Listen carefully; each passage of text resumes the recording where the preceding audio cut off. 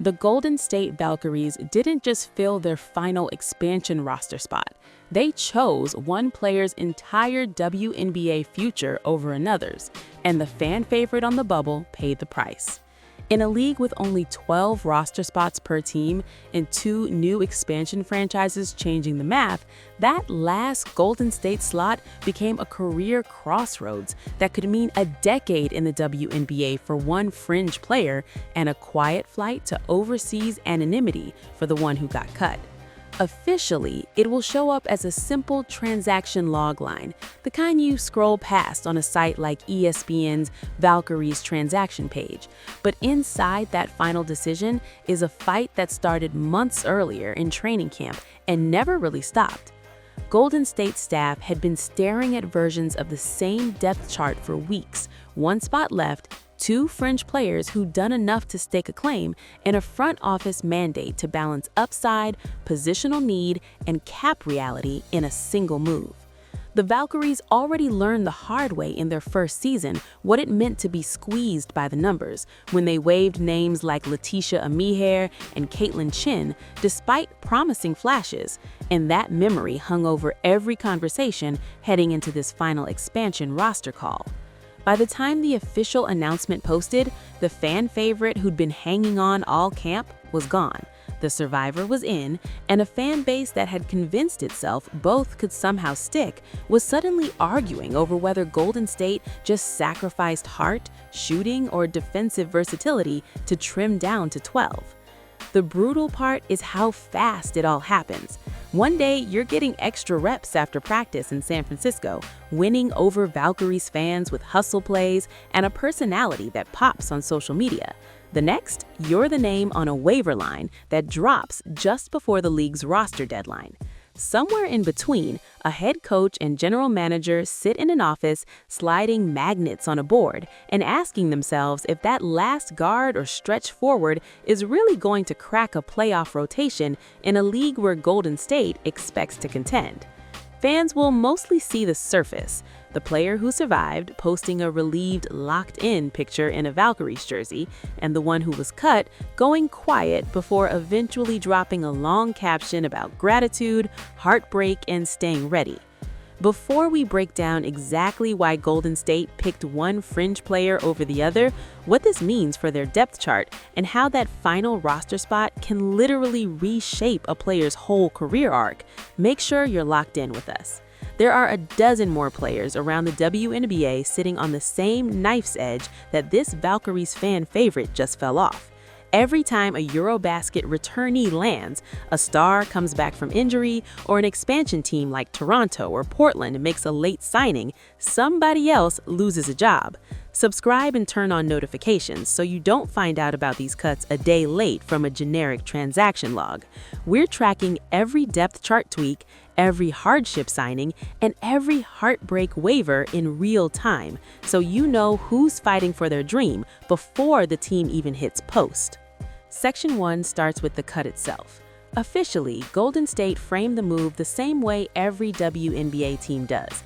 A short, clinical statement announcing the player had been waived as the team finalized its expansion roster ahead of the season, thanking her for her time and wishing her well. Unofficially, this was the culmination of weeks of whispers that the Valkyries were heavy at her position and needed to open a slot for a different archetype, especially with expansion pressure and overseas commitments shaping the calendar.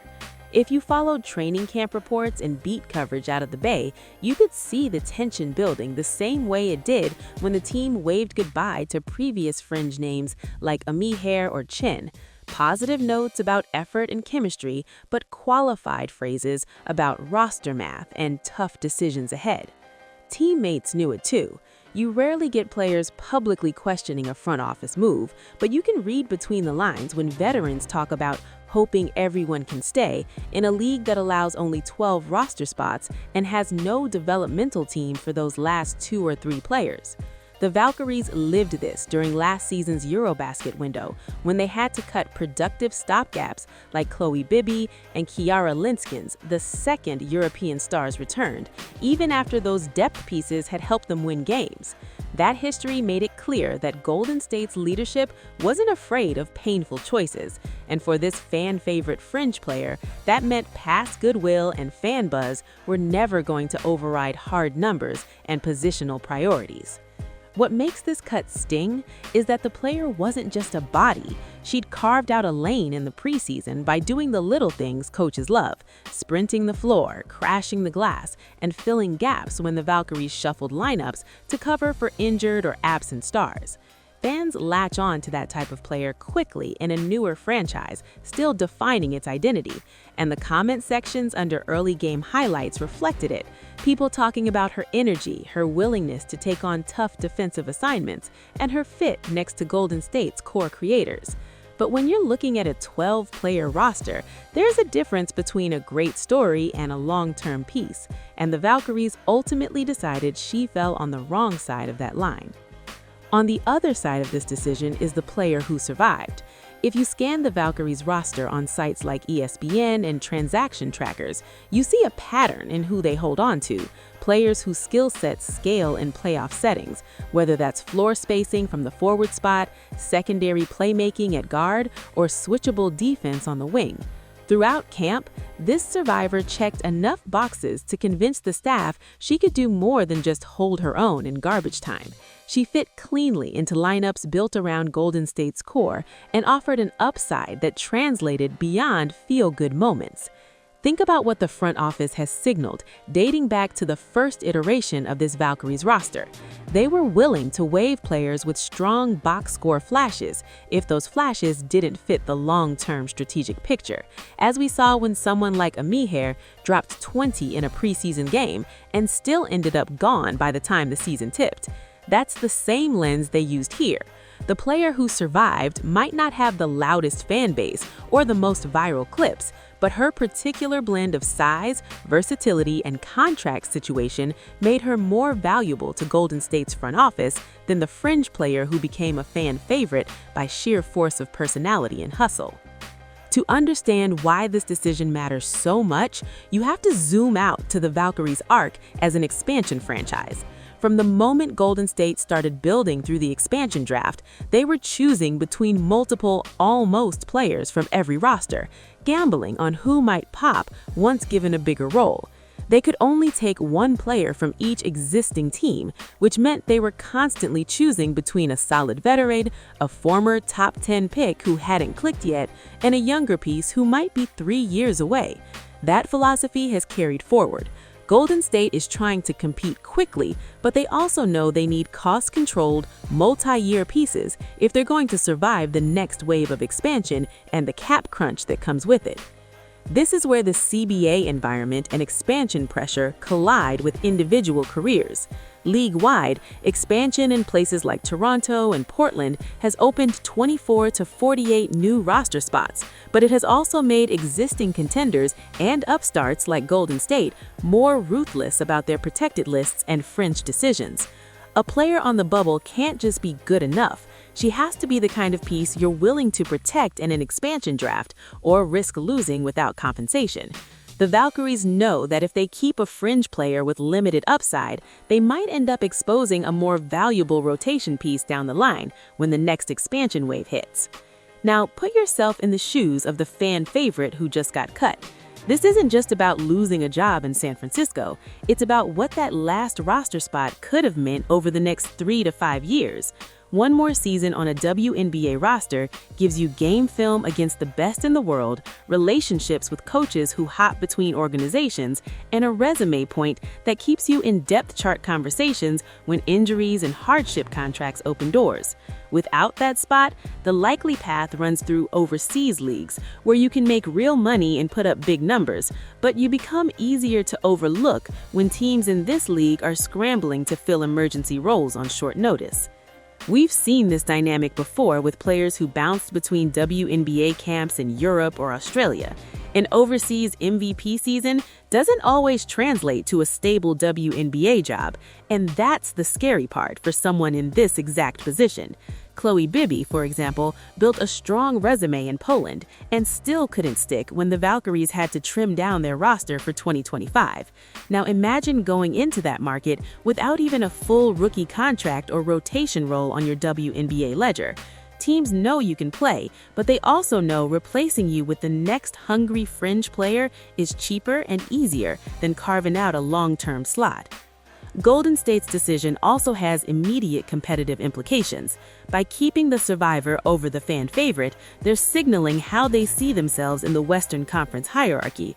A team serious about a playoff push will prioritize bankable skills that complement its existing stars, even if that means letting go of a player the fan base has emotionally invested in. Depth at the right positions, especially switchable forwards who can guard multiple spots, or guards who can run the offense in second units, becomes more valuable than pure scoring flashes from someone who might be targeted on defense in a postseason series. From a cap perspective, the Valkyries are threading the needle between paying their core and keeping flexibility for future moves. Even on rookie or minimum deals, every contract slot matters when you factor in upcoming free agency for key contributors and the cost of retaining emerging stars. The player who survived this cut likely offered either more team control years, a friendlier non-guaranteed structure, or a skill set that reduces the need to chase more expensive help in free agency. The fan favorite, for all her grit and connection with the crowd, just didn't give Golden State the same strategic leverage. Social media captures the human side of this divide. In past Valkyries cuts, players like Julie Van Loo and Kiara Linskens have expressed shock, heartbreak, or quiet disappointment after being let go despite sacrificing for the team. And you can expect a similar emotional fallout here. Those posts reinforce what the transaction logs can't show: players rearranging entire lives for a shot in the Bay, only to have that shot end with a phone call and a press release. On the other end of the spectrum, the survivor celebration will probably be measured because everyone on a non-guaranteed deal knows that making the roster in May or June doesn't guarantee you'll still be there come September. So what's next for the player who lost the last roster spot war? In the short term, her agent will work the phones with teams that might be dealing with injuries or depth issues at her position, especially organizations that have leaned on hardship contracts in recent years. Indiana, for example, has been aggressive in cycling through hardship signings when their roster has been banged up. And there are always one or two teams each season that quietly churn the end of the bench in search of energy players. Failing that, the real money in playing time are overseas, in places like Poland, Spain, Turkey, or Australia, where we've already seen ex-Valkyries and other fringe WNBA players turn into stars and award winners. Long-term, this is the type of moment that either becomes a footnote or a turning point. Some players find their Erica Wheeler lane, undrafted, waived, then back as an all-star level contributor after rebuilding their game abroad. Others never make it back stateside, their WNBA stint remembered only by the fans who bought their jersey during those brief months in camp. For the Valkyries, this decision will be judged by whether the player they kept turns into someone you trust in a playoff rotation or a name you're trying to upgrade a year from now. For the player they cut, it's the day that decides whether she becomes a mainstay on WNBA broadcasts or just a trivia answer for diehard Golden State fans. In a league with just 144 roster spots and expansion franchises snapping up talent, the last seat on an expansion team like Golden State is more than a number on a depth chart. It's the difference between taking the team flight to Minneapolis and boarding a commercial red-eye to Europe with your WNBA dream on pause. The Valkyries chose their path. Now we watch to see if that final expansion roster decision ends up looking like cold brilliance from the front office or a mistake that haunts them when fans look back and remember the fan favorite they let slip away.